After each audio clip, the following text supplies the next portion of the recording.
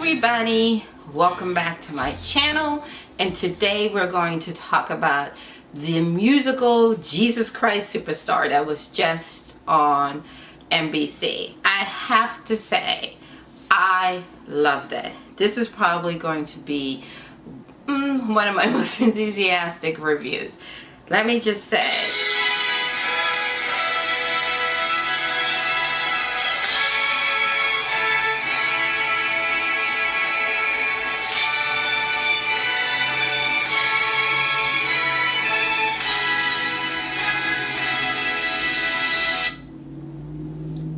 that's how I feel about the whole thing. Let's just start off the top with John Legend. I thought, I have mixed feelings about John Legend as an artist. I do. I sometimes think he is, I like some of his songs, but I'm not what you want to call a huge John Legend fan. But I do. I like the theme song that he did for Think Like a Man. Two Nights that I really like that song. But Ordinary People, of course. But some of the other songs I'm like, it's a little boring for me. But it's always hard to gauge how someone who comes from the pop R&B world into Broadway. Just because someone has the ability to sing doesn't mean that they can withstand the stamina of a demanding Broadway score. And Jesus Christ Superstar is a demanding score. Like, Andrew Lloyd Webber does not write music for the vocally challenged. But I thought that John did a really, really good job. And just a little background, it seems that John did musical theater in high school and a little bit in college. So he had some idea. Sarah Bareilles was really good as Mary Magdalene, and it's kind of hard because she has like more the monotone songs of the show. They're not as raw, some of the other, or it's not as how can I say, pronounced, right? But you need a little bit of calm. You can't be at 90 miles per hour. But I thought that she did a really, really, really good job. And again, I'm mostly familiar with her from her personal work, and right now she is in shape for it because she's doing Waitress on Broadway as far as her vocal cords and having that demand. And apparently she was doing the show and then rehearsing for Jesus Christ Superstar. But I thought she was a good choice for Mary Magdalene. Also, we have to remember, this musical is about 50 years old. It's a beloved musical. The movie is iconic. Carl Anderson, who played the original Judas, is so, loved, and unfortunately he's no longer with us, and I really think he would have loved this production of Jesus Christ Superstar.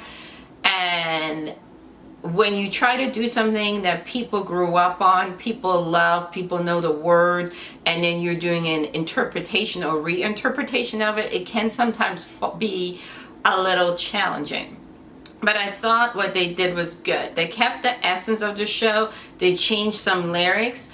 And also, if you remember, is this show had to be adapted for television, so you have to have breaks in there for commercials. I know a lot of people were like, they didn't like the fact that there were that many breaks. And I think if NBC could have gotten away with doing the show without commercials, kind of like they do the World Cup, they would have done it. But somebody's got to pay for the set and all the people working and all the actors and all the names on that stage. So in that way, I understand it.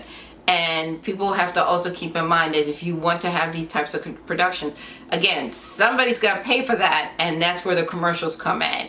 And so that's that. But when it comes out on DVD, when it comes out, you can see it on demand without the commercials. For those of you that want to get the feel of seeing the show through, then you'll be able to do that. But overall, I understood. And it wasn't like, they were insensitive about it. But again, the show got to get paid. That set was crazy.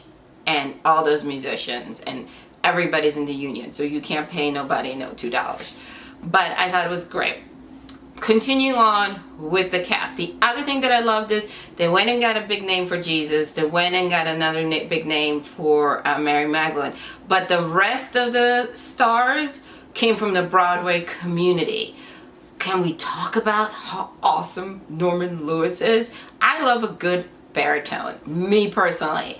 I do. I think, we totally sometimes are dismissive of good singing voices because they're not those types of singing voices.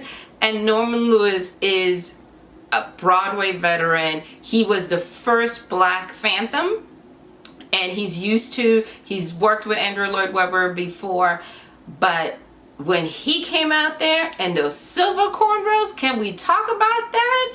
And in the, my daughter calls it the Kylo Ren cape, baby, it was fire.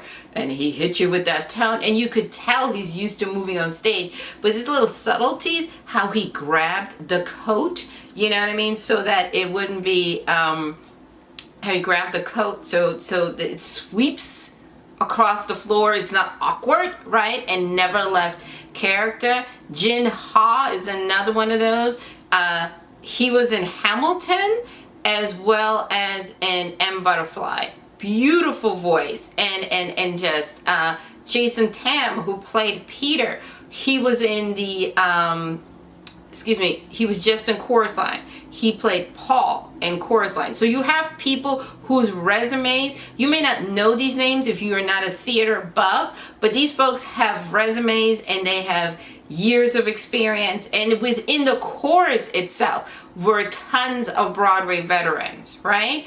People that have played in other, have major parts. But again, the chorus needs to be strong. It can't just be, Little Billy and whoever you found. They were fabulous. The costuming, some people are like, what's the costuming? But it's Jesus. Like, what are you going to have him come out in? And, fur coat stunting. He was a minimalistic person. And again, this is a modern production. Side note, Bill O'Reilly, the same man who blamed God for his predicament, for the fact that he had to pay out $32 million, literally had the audacity to say, I didn't know the apostles had tattoos. Go back to the hole that you crawled on and let the rest of us enjoy Jesus Christ Superstar like it was meant to be enjoyed. Seriously. Anyways, it was updated to have a modern feel to it. This is an interpretation. They utilized the last 3 days of Jesus's life in order to do this play. It is not, it's not a biblical thing. The story is biblical, but the interpretation is modern, right? But again, Norm Lewis and Jin Ha as the Harrods, fabulous. I love that whole scene where he's dangerous. I'm not going to sing anymore. I will spare you that. But that was really, really cool. Loved that. Again, the costuming, fabulous. And I really, really enjoyed that, So the whole thing. But the person we should all be talking about, you know him from Power as the sleazy attorney, but prior to that, he has had his Broadway cred for a minute, and that is Brandon Dixon. Lord Jesus, I was like, you better sing, Brandon. You better come all the way through as Judas. And I always said this about Jesus Christ Superstar. That is the meatiest part. Yes, in this particular version, Judas shines a little bit brighter than Jesus. And love that. Like, his voice is cray. Lord, like, it's like clutch her pearls. Like, cray in a good way. I was like, oh yes. When I saw him and he started singing, I was like, we are in for a fun night. He brought all the emotion, all the layers of Judas, the self-doubt. He in his mind, he believes that what he did is for the betterment of human mankind, and it wasn't personal. He did it because he loved Jesus, but then he realized the consequences of his action also doomed Jesus. So he's conflicting with that, and he's fighting for that. This was never like, I'm selling him out for me to get money type of thing. But he completely, utterly, the range of emotion that Judas goes through, from like, it's Jesus, I don't like this, starting to feel like a cult. Like we're supposed to be, uplifting the Lord. These people are like uplifting you. They're worshiping you. They're not uplifting the Lord. Like we've gone off message here. And like I said, as he brought that in, I thought again the costuming was good even with the tattoos, the leather and everything. You have to kind of like get people into it. And again, you have to understand there are groups of people that have never seen Jesus Christ Superstar, that have known nothing about it, and you want those viewers to be palatable to the introduction of this amazing musical. And again, this thing did not start off as a musical. This was a rock opera, a rock type of thing. So the leather pants and the tattoos is a great incorporation on that, because it was meant to be rebellious. You have to understand there were people that called this blasphemous. This came out in 73, and here you have these two English guys talking about Jesus and possibly, indicating some other things, and people are like, what you doing over here? But it is a great interpretation. Again, Brandon, he is going to get an Emmy nomination for that performance, and he should win. Who else has done better? And he's just really, like I said, it's fire. I'm so glad that people got to see this side of him, because this guy has been working. This guy has been out there for forever. And I'm glad for, again, all the other people like Norman Lewis and Jin Ha and Peter Tam, Jason Tam, that have been out here working, just putting in the work, and they are now introduced to a bigger audience. And I've said this and I stand by this, some of the best and most talented people, not just in terms of acting, but dancing and singing, are on Broadway. They don't nearly get paid enough for what they do. There are people out there huffing and tapping and kicking away in choruses. They do it because they love it, and these people are supremely talented, and we all need to make a more concerted effort to go see a Broadway show. Because again, what you saw up there is just a little snippet of what happens every night on Broadway, except Monday. These guys were amazing. And again, Brandon Dixon, y'all gonna be looking at Power and looking at him in a whole different way. You're gonna be hearing, him saying, you're gonna be listening to him saying, Jesus Christ, but it's great. And it also goes to show you how talented he is, because on Power, we all were like, really, bro? You're supposed to be helping ghosts and you're gonna have an attitude? But again, really, great. I love that. I thought it was really uplifting. And again, for the hardcore fans, I know there was some reinterpretation. The other thing that I love, super diverse. And that's how it should be.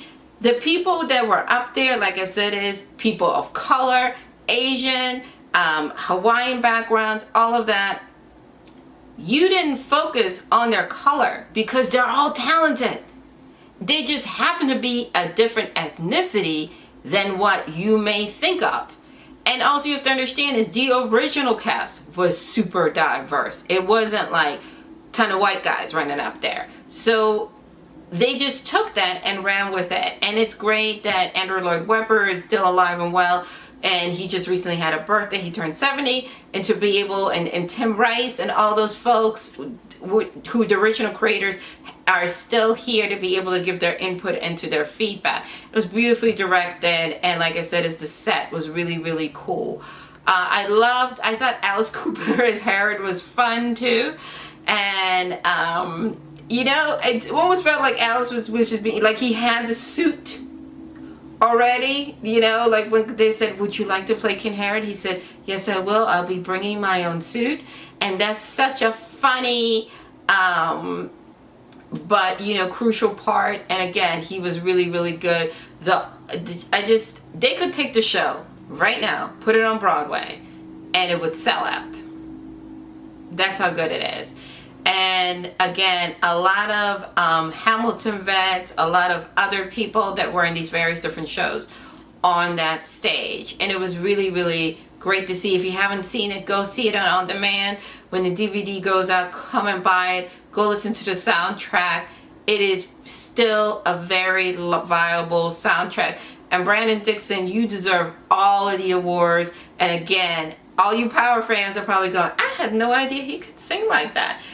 He sang his face off and then some. And I hope this opens up opportunities for everybody associated with the cast. Because again, Broadway people don't make a buttload of money. They do it because they love it. A lot of them have inspired. A lot of them did this. A lot of these people that were in chorus in an ensemble were people that have bigger parts, but they did it because this musical means so much to so many people. And it was on their bucket list. So when they were like, I'm willing to be whatever in order to have a part of it. But again, if you haven't seen it, do yourself a favor. Like, there's a lot of craziness going on in the world today. This will lift your spirits.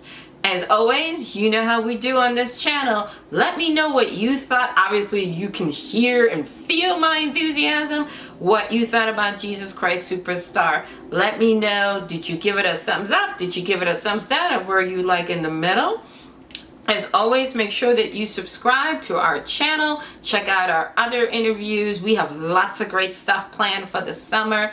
I'm Katya Woods. This is a Cup of Soul Show channel. And as always, make sure you listen to us on the radio every Thursday, 8 to 10 on PC Radio Live. I'm going to put the link on the bottom of this video so you guys can go to the website as well as find out how you direct link and how you can listen, to the radio show. As always, I wish you an amazing week.